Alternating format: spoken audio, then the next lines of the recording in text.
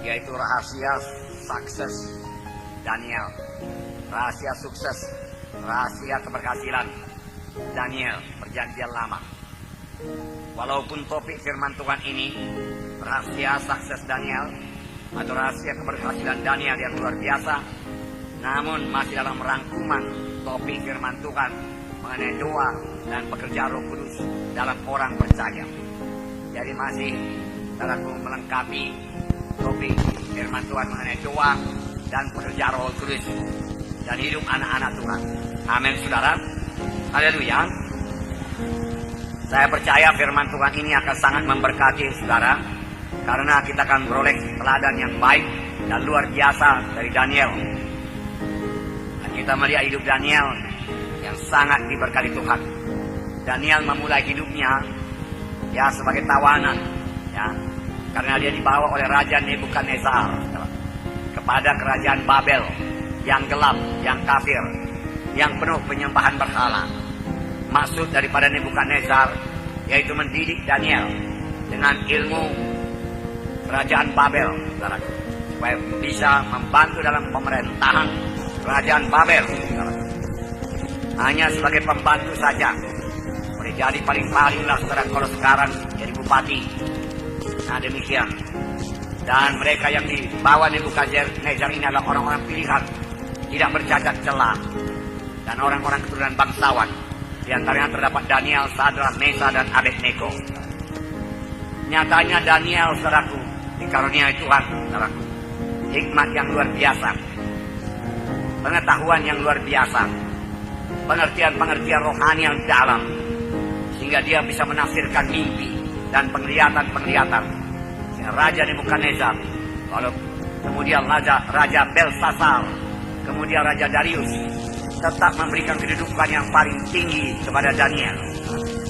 Karena setelah dia seorang tokoh yang sangat dibutuhkan dalam pemerintahan kerajaan kafir ini yang tidak mengenal Tuhan.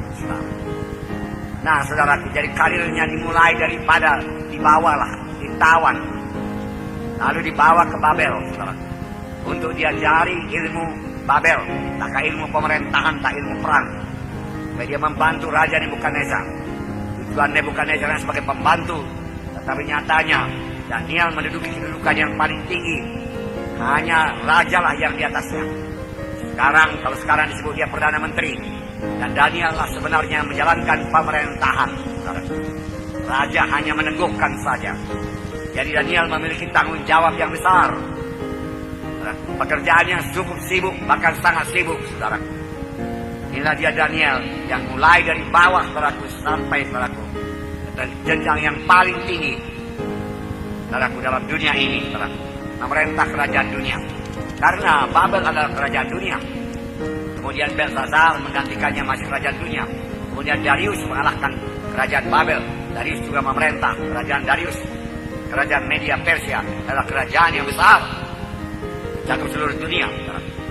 Nah, saudaraku yang kasih, dan Daniel, saudaraku, menjadi Perdana Menteri sampai pada saat dia umur panjang 80 tahun masih sebagai Perdana Menteri, memiliki pengetahuan dan kepandaian yang melebihi semua pemuda-pemuda lain.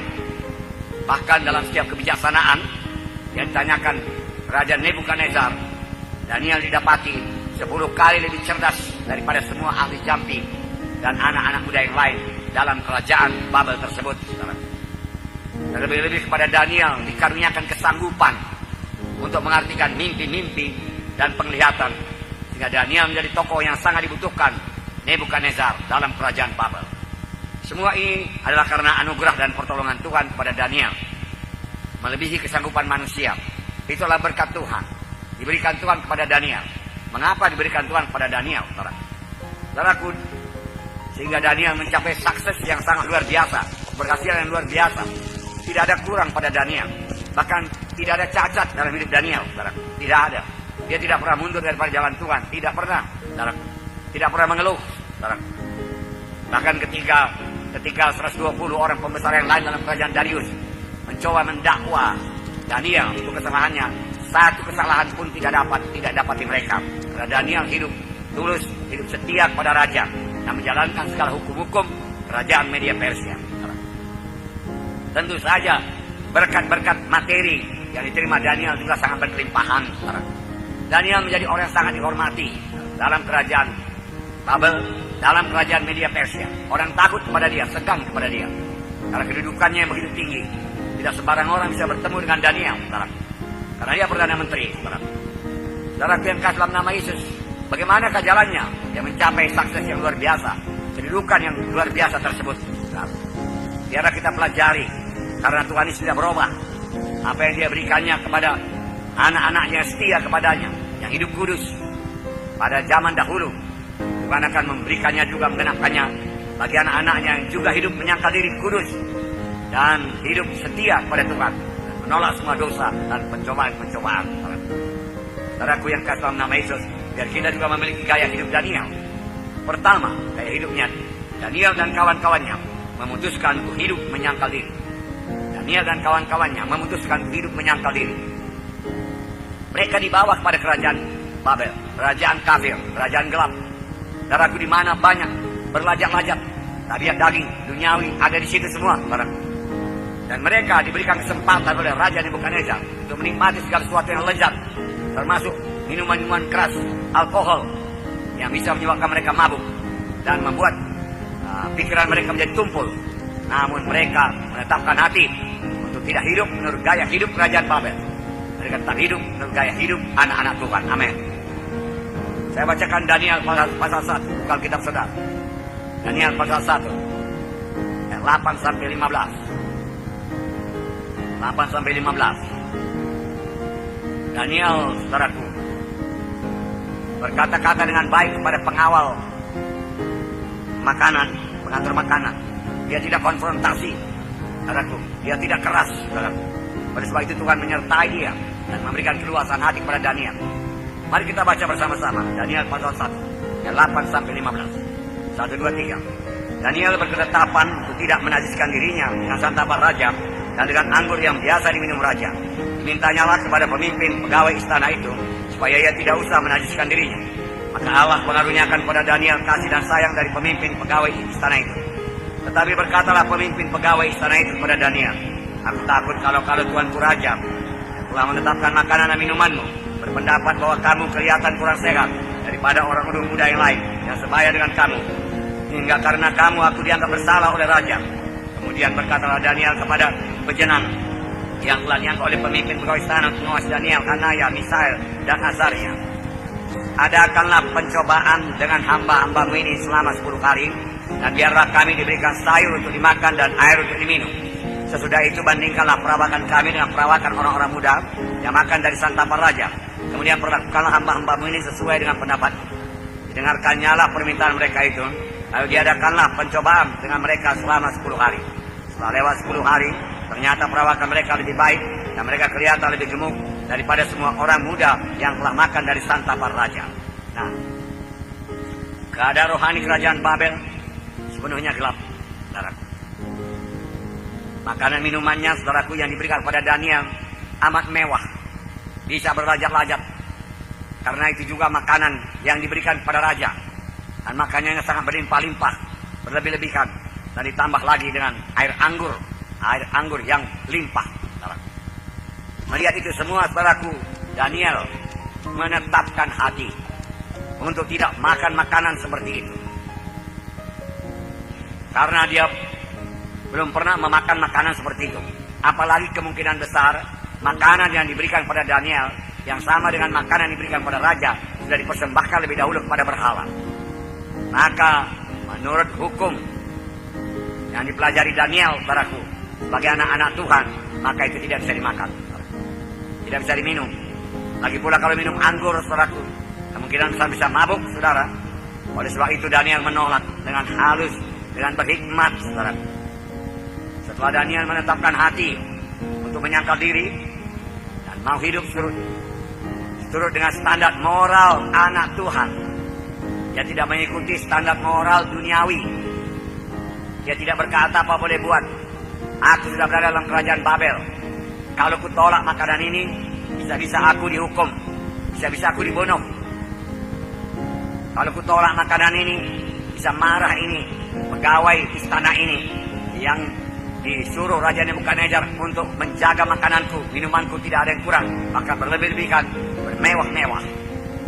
Saudaraku, Daniel berada keluasan hati daripada Tuhan. Dia katakan, berikanlah kami makan sayur-sayuran saja, makanan sederhana. Itu yang biasa kami makan di negeri kami. Tetapi pegawai istana itu betul-betul seorang yang memperhatikan sekali tawanan-tawanan yang dibawa daripada Israel ini. Aku takut kalau nanti perawakanmu ya kurus dan kurang baik daripada pemuda-pemuda yang lain. Daniel memiliki iman. Adakanlah pencobaan kepada kami 10 hari lamanya. 10 hari nanti diamlah sendiri. Kami akan makan sayur-sayuran dan air saja. Kemudian bandingkanlah perawakan kami dengan perawakan semua orang yang makan daripada ayapan raja. Jadi akan percobaan 10 hari. Sudah 10 hari kelihatan perawakan daripada Daniel, Sadrak, Mesakh, Abednego lebih baik, lebih kuat, saudaraku, daripada seorang anak-anak muda yang lain, saudaraku, yang makan daripada santapan raja. Inilah berkat penyangkalan diri.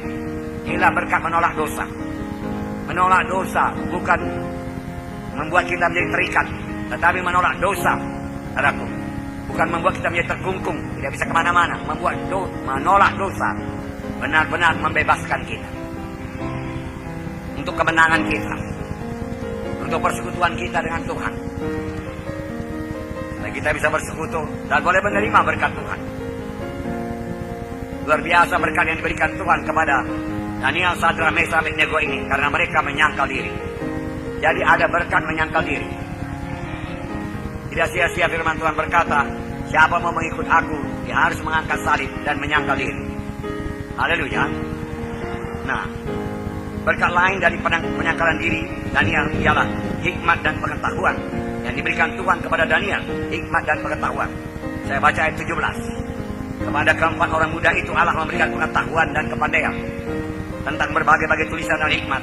Dan Daniel juga mempunyai pengertian tentang berbagai-bagai penglihatan dan mimpi. Luar biasa. Diberikan Tuhan, saudaraku, diberikan Tuhan hikmat dan pengetahuan. Karena mereka hidup dalam penyangkalan diri, mereka hidup dekat dengan Tuhan. Tuhan mengaruniakan hikmat dan pengetahuan. Sedangkan pada Daniel lebih lagi pengertian tentang berbagai-bagai pengertian dan mimpi. Ini hanya diberikan Tuhan kepada anak-anaknya yang menyangkal diri untuk hidup kudus. Jadi kita pun perlu hidup kudus. Haleluya. Perlu hidup kudus. Hikmat daripada Tuhan jauh melebihi hikmat dunia ini. Nyata dari Daniel dan kawan-kawannya 10 kali lebih cerdas daripada semua anak-anak muda yang lain. Daniel 1 ayat 20 berkata, dalam tiap-tiap hal yang memerlukan kebijaksanaan dan pengertian yang ditanyakan raja kepada mereka, didapatinya bahwa mereka 10 kali lebih cerdas daripada semua orang berilmu dan semua ahli jampi seluruh kerajaan. Nah, perhatikan hidup saudara. Harus hidup dalam penyangkalan diri. Artinya tidak mengikuti kehendak daging. Bahkan dengan Roh Kudus kita mematikan kehendak daging, maka kita akan menang hidup kudus. Jangan menuruti kehendak daging, melampiaskan kehendak daging, saudaraku. Baik dalam soal kemalasan, jangan lampiaskan kehendak daging dengan bermalas-malas. Baik dalam soal makanan, seperti Daniel ini menolak makanan-makanan yang merugikan tubuhnya. Dia tolak semua. Dia mau tubuhnya sehat, saudaraku. Tubuhnya sehat.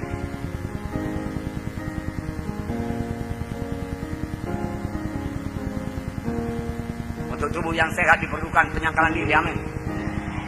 Dan nyatanya Daniel, saudaraku, lebih sehat pada waktu dia hanya makan sayur-sayuran saja, saudaraku. Karena segala yang daging ataupun ikan ataupun bahan makanan yang lain, saudaraku yang kekasih dalam nama Yesus tidak dipersembahkan pada berhala.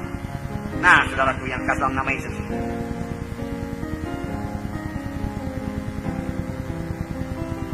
barusan saya berdoa di luar sana, saudaraku, kepada seorang anak Tuhan jauh lebih muda daripada saya. Dan pada waktu penginjilan dahulu, saudaraku, dia masih sangat-sangat remaja. Kenapa dia datang ke Medan? Dia berobat, dokter spesialis penyakit jantung dan juga darah tinggi. Saya melihat tubuhnya gemuk sedikit, lebih gemuk daripada biasanya, makanya saya tidak kenal dia. Kali-kali dia katakan, masa abang tidak kenal? Dia katakan, dia masih memanggil abang pada saya, saudara. Nah, saudara yang kasih nama Yesus, lalu dia kasih tahu namanya, saudara. Lalu saya ingat, itulah kampung saudaraku, namun terpisah. Nah, sekarang dia ada di Bahorong. Saudara yang kasih nama Yesus, dia katakan kepadanya, tolong jaga makanan kau. Kalau sudah darah tinggi begini, jangan makan garam. Jangan makan daging. Sangkal diri. Jangan makan ikan. Katakan. Makan sayur saja. Dan nasi. Untuk beberapa waktu lamanya. Pasti turun itu tensi, saya katakan. Jantung mulai fungsi dan baik. Tapi yang terlebih penting, hubungan kau dengan Tuhan. Hubungan dengan Tuhan, pulihkan lebih dahulu. Mana yang melenceng menyimpang selama ini, luruskan dulu. Bertobat. Maka Tuhan akan menyembuhkan. Saya katakan kepadanya, saya doakan padaku. Dia menangis padaku. Dan dia mau pulang padaku. Karena rumahnya jauh padaku. Nah, saudara yang kasih dalam nama Yesus. Penyangkalan diri. Penyangkalan diri. Saudaraku. Bukannya saya mengajak saudara vegetarian, saya pun tidak vegetarian. Tapi mana yang salah dengan pola makan kita? Semua kita bisa memperbaikinya, amin. Ya. Kalau memang terlalu banyak makan, terlalu congok, ya kurangilah. Haleluya. Ya. Saya bisa bicara terus terang kepada saudara. Ya. Karena saudara anak-anak iman saya. Saya pun berjuang juga, saudaraku. Saya rasa saya pun sekarang sudah kelebihan berat badan. Diturunkan juga ini, saudara. Amin, saudara. Ya. Dan itu dengan penyangkalan diri pasti berhasil. Haleluya. Ya. Nanti bulan muka setelah lihat saya ramping. Haleluya. Ya. Puji Tuhan. Dan berkat penyangkalan diri yang terima Daniel luar biasa, saudara. Pada akhir zaman ini juga harus kita terapkan penyangkalan diri ini. Saya bacakan kepada saudara. Yesaya 52 ayat 11. Menjauhlah, menjauhlah, keluarlah dari sana. Janganlah engkau kena kepada yang najis. Keluarlah dari tengah-tengahnya. Sucikanlah dirimu. Hai orang-orang yang mengangkat perkakas rumah Tuhan. Hai orang-orang yang mengangkat perkakas rumah Tuhan. Karena dahulu saudaraku perkakas rumah Tuhan itu perlu dibersihkan, perlu diangkat. Kalau pindah dari satu tempat ke tempat yang lain, maka orang-orang yang mengangkat itu tidak bisa menjamah sesuatu yang najis. Tidak bisa, saudaraku, mengikuti acara-acara yang gelap, saudara. Tidak bisa sama sekali. Menjauhlah, menjauhlah. Tuhan berkata, keluar dari sana. Jangan kau kena kepada yang najis. Sucikan dirimu. Ya, sekarang tidak ada perkakasan baik Allah, tapi semua kita adalah pelayan-pelayan Tuhan dalam rumah Tuhan. Amin. Maka kita juga harus menyucikan diri kita, terutama dari jangan terlibat dengan adat-adat acara-acara kegelapan. Amin. 1 Korintus 5 ayat 11. 1 Korintus 5 ayat 11. Tetapi yang kutuliskan kepadamu ialah supaya kamu jangan bergaul dengan orang yang sekalipun menyebut dirinya saudara adalah orang cabul, kikir, menyembah berhala, pemfitnah, pemabuk atau penipu. Janganlah dengan orang yang demikian, janganlah kamu sekali-sekali makan bersama-sama. Saudaraku, tentu saja saudara bisa bertemu dengan dia untuk, saudaraku, menanamkan jalan Tuhan kepadanya. Saudaraku, apalagi sekarang hukum kita adalah hukum roh. Kita bisa bersaksi kepadanya. Tapi bukan, saudaraku, berintim-intiman dengan dia, saudaraku. Saudaraku, karena dia masih menyembah berhala, saudaraku, dan belum lahir baru, saudaraku. Pemabuk, menipu, saudaraku. Firman Tuhan berkata, jangan kamu merupakan pasangan yang tidak seimbang dengan orang-orang yang tidak percaya. Persamaan apakah terdapat antara kebenaran dan kedurhakaan? Bagaimanakah terang dapat bersatu dengan gelap? Tidak bisa. Jadi soal kegelapan saya percaya semua kita sudah menang. Amin. Soal hakiman berhala, dukun-dukun semua sudah menang. Amin. Janganlah kita terlibat di dalamnya. Mohon darah Yesus. Maka darah perlindungan darah Yesus yang saudara miliki tidak bisa ditembus oleh kuasa kegelapan manapun juga. Kami telah mempraktekannya puluhan tahun, saudara. Saudaraku, tidak ada setan yang bisa menembus kuasa darah Yesus. Ya, dia akan menyingkir kalau kita bersalin, kalau kita ditudungi oleh darah Yesus. Amin. Penyangkalan diri yang lain yaitu Jangan menjadi cara berpakaian saudara, jangan menjadi serupa dengan cara berpikir dunia ini. Saudara. Kita memiliki cara berpikir yang benar, cara bicara, saudaraku. Dunia ini lain dari cara bicara anak-anak Tuhan. Cara bicara anak-anak Tuhan memberi berkat bagi orang lain. Cara bicara orang dunia ini adalah kesombongan, merendahkan orang lain. Saudara, sistem dunia ini jahat. Ada sistem dunia. Kita masih hidup di dunia ini, tapi kita tidak hidup menurut sistem dunia. Kita hidup menurut sistem gaya hidup anak-anak Tuhan. Untuk itu kita perlu menyangkal diri. Saya bacakan Roma 12 ayat 1 dan 2. Buka kitab saudara, kita baca bersama-sama. Sini dikatakan, persembahkan dirimu. Kemudian jangan menjadi serupa dengan orang dunia ini. Tidak bisa serupa. Amin, saudaraku. Mari kita baca Roma 12, 1 dan 2. Karena itu saudara-saudara, demi kemurahan Allah, aku menasihatkan kamu, supaya kamu mempersembahkan tubuhmu sebagai persembahan yang hidup, yang kudus, yang berkenan kepada Allah. Itu adalah ibadahmu yang sejati. Janganlah kamu menjadi serupa dengan dunia ini, tapi berubahlah oleh pembaruan budimu, ya kamu dapat membedakan manakah kehendak Allah, apa yang baik, yang berkenan kepada Allah, dan yang sempurna. Amin. Betul. Haleluya. Katakan di sini mempersembahkan tubuh sebagai persembahan yang hidup, kudus, dan berkenan kepada Allah. Ada zaman perjanjian lama, apa yang dipersembahkan di atas mezbah itu sudah mati, tidak hidup lagi, dan tidak kembali lagi. Cuma menyuruh kita mempersembahkan tubuh kita di atas mezbah, yang berarti tubuh kita ini mati, kehendak daging kita mati. Bukan lagi kehendak kita, tapi kehendak Tuhan yang jadi dalam hidup kita. Untuk itu kita harus menyangkal diri kita. Haleluya. Kehendak daging pasti kalah kalau saudara mau mengalahkannya. Sadarilah bahwa saudara sudah dipersembahkan dalam mezbah persembahan untuk Tuhan. Itu sudah menjadi milik Tuhan. Saudara sudah menjadi milik Tuhan. Jangan lagi serupa dengan dunia ini dikatakan. Jadi serupa dengan dunia ini. Jangan serupa dengan dunia ini dalam cara berkata-kata. Saudara, cara hidup saudara, gaya hidup saudara, cara pakaian saudara, cara hidup saudara tidak sama dengan dunia ini, saudara. Saudara, ada gaya hidup dunia, ada gaya hidup anak-anak Tuhan. Tidak sama. Seperti siang dengan malam bedanya. Kita sudah dipanggil Tuhan untuk hidup kudus, saudara. Ini berarti kita harus mentaati Tuhan, menyembah Tuhan, dan memuliakan Tuhan dalam hidup kita. Kita harus menjaga hidup kita supaya seluruh hidup kita ini mempermuliakan Tuhan. Dilihat oleh orang dunia ini kita menjadi terang, dan hidup kita mempermuliakan Tuhan. Untuk itu kita harus dosa, membenci kejahatan, bencilah kejahatan. Kemudian melayani Tuhan dan menjadi saksi terang buat Tuhan dan berbuah bagi Tuhan. Amin, saudaraku. Amin. Jangan kamu menjadi serupa dengan dunia ini. Jangan menjadi serupa dengan dunia ini. Sistem dunia mempunyai sistem sendiri, lain daripada sistem hidup anak-anak Tuhan. Sistem hidup warga surgawi.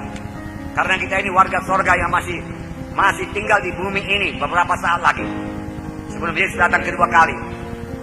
Dan kita akan bertemu dengan Tuhan di awang-awang, supaya kita tidak bertemu dengan Antikristus.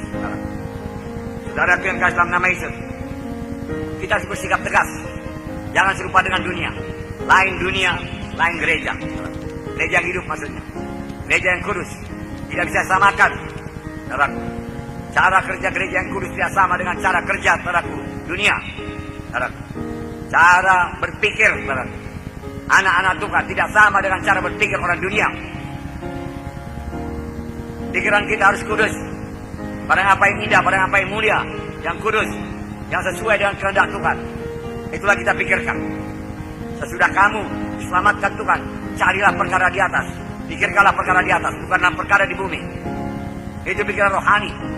Untuk itu kita harus menyangkal diri kita. Kapan datang suntikan-suntikan setan saudaraku pada pikiran kita tolak. Amin, saudara.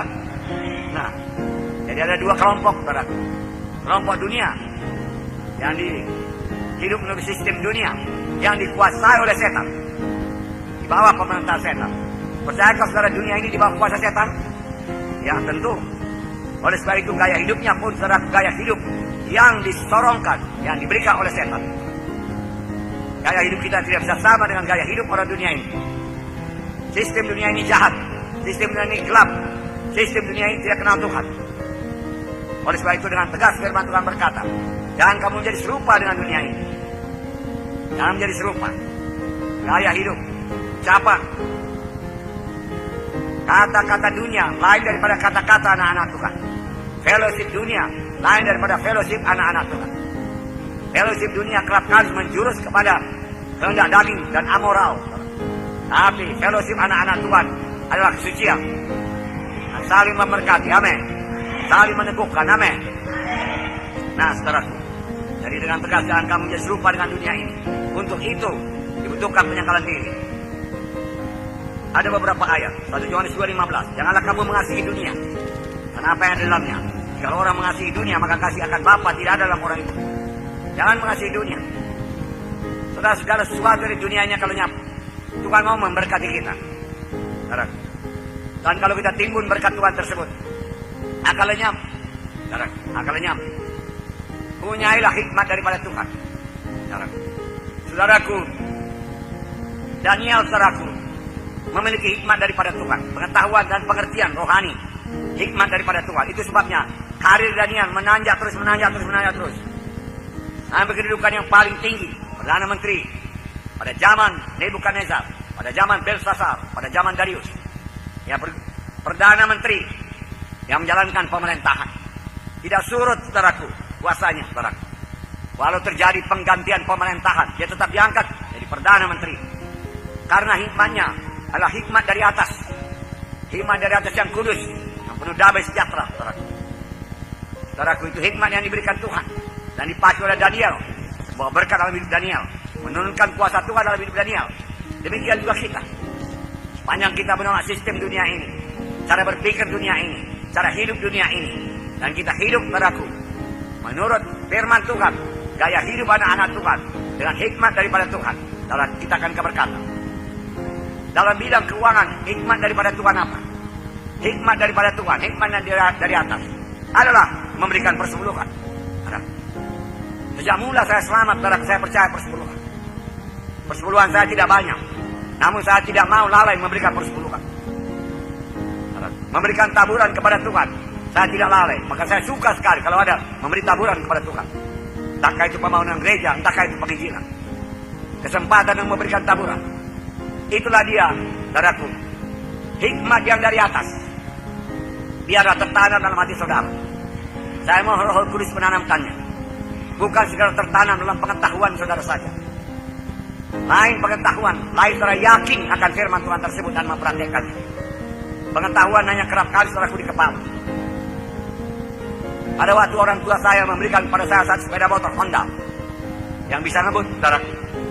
Dia berkata, jangan mengebut anakku, bahaya, nanti kau tabrakan. Nyawa tantangannya, dia katakan. Oh iya, saya sudah tahu Pak, saya katakan. Tahu memang saya, bahwasanya mengebut itu bahaya. Bisa mencelakakan diri sendiri, bisa mencelakakan orang lain. Tahu saya. Tetapi saya mengebut juga. Mengebut juga, apalagi ada tantangan-tantangan dari orang lain. Oh, saya terima saja. Karena siapku saya masih besar, belum ditanamkan. Sampai pada saat saya tabrakan, yang hampir merenggut nyawa saya. Lalu saya yakin, memang mengebut itu bahaya. Mulanya hanya pengetahuan saja. Tetapi saya mempraktekannya juga. Yaitu terus mengebut, walaupun saya tahu mengebut itu bahaya. Kemudian saya tahu. Karena saya sampai diopname di rumah sakit beberapa hari. Malah saya pusing, saudaraku. Kalau berdiri sedikit goyang semuanya, saudaraku. Maka saya tahu, mengebut itu bisa merenggut nyawa. Maka saya tidak mau mengebut lagi. Banyak orang mengetahui tentang persepuluhan. Tetapi banyak alasannya tidak memberikan persepuluhan. Apa yang diketahuinya mengenai persepuluhan belumlah hikmat dari sorga. Itu hanya hikmat pengetahuan di kepala saja, karena belum dipraktekkan dengan yakin. Kalau memang hikmat dari sorga kita mengerti, kita mempraktekkannya dalam hidup kita. Hikmat dari sorga berkata, misalnya penyangkalan diri ini, jangan menjadi serupa dengan dunia ini. Kita menjadi tidak serupa dengan dunia ini. Hikmat dari sorga berkata, siapa mau mengikut aku harus menyangkal diri, mengangkat salib, maka kita mengangkat salib. Orang dunia tidak ada mengangkat salib. Kalau dia mau berbuat dosa, sepanjang tidak ketahuan kepada orang lain, dia berbuat dosa. Kalau dia mau berbuat kenajisan, selingkuh di sana, selingkuh di sini, sepanjang tidak ketahuan pada keluarganya, dia laksanakan itu, saudara. Tetapi kita tidak, saudara. Kita setia kepada Tuhan. Kita takut akan Tuhan. Karena kita tahu itu menduka citakan Tuhan. Tuhan cinta kepada kita. Sangat cinta, saya katakan kepada saudara. Lain kali saya bacakan kepada saudara mengenai Efraim. Satu suku bangsa Israel, Efraim, yang menyimpang daripada jalan Tuhan. Dinasehati Tuhan tidak mau. Tetap berbuat dosa. Tuhan menangis, tertulis, saudaraku, dalam Alkitab. Hai Efraim, Efraim, dia katakan. Aku menangisi engkau, dia katakan. Bagaimana aku bisa melepaskan engkau? Engkau adalah satu suku pilihan. Aku tidak bisa melepaskan engkau. Aku mengasihi engkau. Kembalilah Efraim, kembalilah Efraim. Tuhan berkata, itulah kasih Tuhan.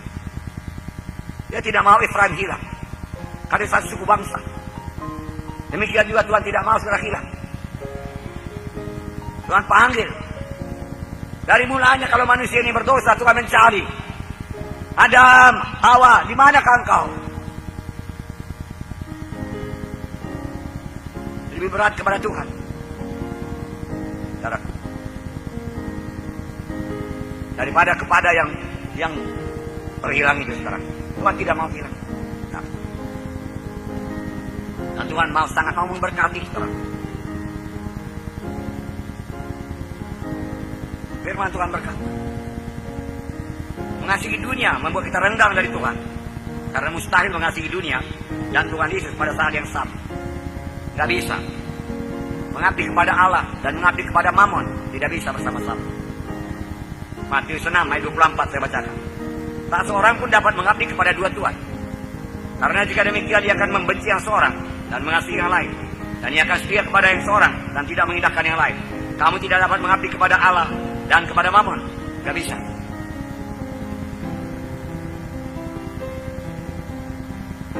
Satu Yohanes 2:16 dikatakan, sebab semua yang ada dalam dunia, yaitu keinginan daging, keinginan mata dan keangkuhan hidup, bukan berasal daripada Bapa, dan bukan dari dunia, tidak berasal daripada Bapa. Keinginan daging, keinginan mata, bukan daripada Bapa, dari dunia. Keinginan daging, saudaraku, memuaskan hawa nafsu. Hawa nafsu makan, hawa nafsu bermalas-malas, saudaraku. Tidak ada penyangkalan diri, saudaraku. Tidak mau bekerja sungguh-sungguh. Itu semua kehendak daging. Saudara, Tuhan mengajar anak-anak yang rajin. Belajarlah kepada semut, dia katakan. Karena itu akan memubahkan saudara, membawa saudara kepada hidup yang berkelimpahan. Tidak ada anak Tuhan yang malas bisa mencapai hidup berkelimpahan. Atau malas bekerja. Saudara, tidur-tiduran saja, selalu terlambat, tidak ada disiplin. Saudara, itu semua, saudara, kehendak daging. Harus ditinggalkan, saudara. Mari kita berubah. Amin, saudara.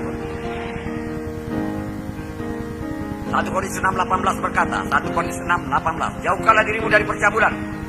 Setiap dosa lain yang dilakukan manusia terjadi di luar dirinya. Tapi orang yang melakukan percabulan berdosa terhadap dirinya sendiri. Percabulan, saudaraku. Jauhkan dirimu. Jangan sentuh, jangan dekati, jangan lihat, jangan ingini. Biarlah saudara kudus dalam memasuki perkawinan. Laki-laki harus kudus, wanita harus kudus. Amin, saudara. Sesudah berumah tangga juga keduanya harus hidup kudus. Tidak ada pasangan yang lain. Jauhkan dirimu daripada percabulan, firman Tuhan berkata. Ini gaya hidup anak-anak Tuhan. Saya percaya saudara mempraktekannya. Amin.